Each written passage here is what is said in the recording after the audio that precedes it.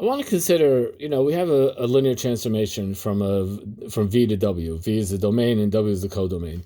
And let's say I'm looking in W, so I have the zero vector, right? So there could be numerous vectors in V that go to the zero vector in W, or for any particular vector in W, there could be numerous different V. It's okay if I have several vectors. The vertical line test says that I can't have V1 going to several different things in W, but I could have several things in the domain going to one thing in the range. That's allowed.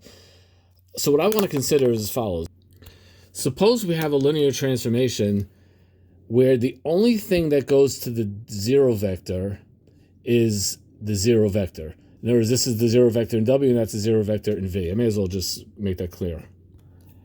I claim that if we have a situation where the only vector that goes to the zero vector is in W is the zero vector of V, that means that for any vector W in the codomain W, there will be only one vector that goes to that. So instead of like this situation here where several V vectors went to this particular W vector, there will only be one V vector that goes to that particular W vector if the zero vector only has a zero going to it.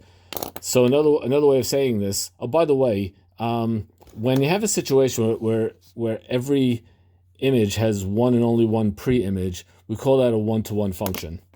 So what I'm trying to say as a theorem is that linear transformation T is a one-to-one function if and only if the kernel of T is the zero vector, meaning that the only thing that goes to the zero in W is the zero in V. And again, one-to-one, what does one-to-one mean? That every image has one and only one pre-image.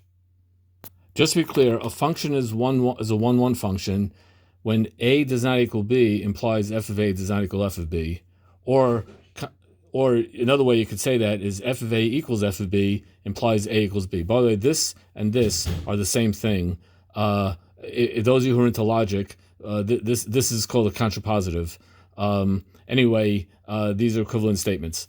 And by the way, this idea of 1-1, that's any function, not just a linear transformation. The notion of a 1-1 function is for any function, not just a linear transformation. Our example happens to be a linear transformation, but the concept of a 1-1 function is any kind of function. It's a separate independent concept. Well, let's prove it. It's actually pretty easy to prove. The first direction kind of follows from the definition, meaning that if T is a 1-1 function, then the kernel of T contains exactly one vector, but 0 is always in the kernel of T, so that one vector must be the zero vector. So that's pretty straightforward, just really follows from the definition. Let's prove the other direction. The other direction is a little more involved, but not much. It's pretty easy. So let's say that kernel of T is equal to 0. Well, if we have any two, we have U and V are two different vectors. Let's say that T of U is equal to T of V. Well, that means if I subtract TV from both sides, I get T of U minus T of V equals 0, or in this case, a zero vector. And that means that since it's a linear transformation, I can combine this into T of U minus V. But that means that U minus V is part of the kernel. Well, if U minus V is part of the kernel, but the only thing is the kernel of T, there's only one vector that's in the kernel. That's the zero vector. That's our given.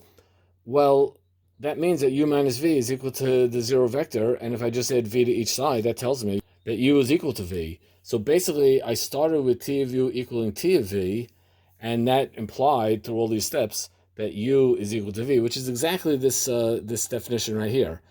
F of A equals F of B implies A equals B. T of U equals T of V implies U equals V. We are done.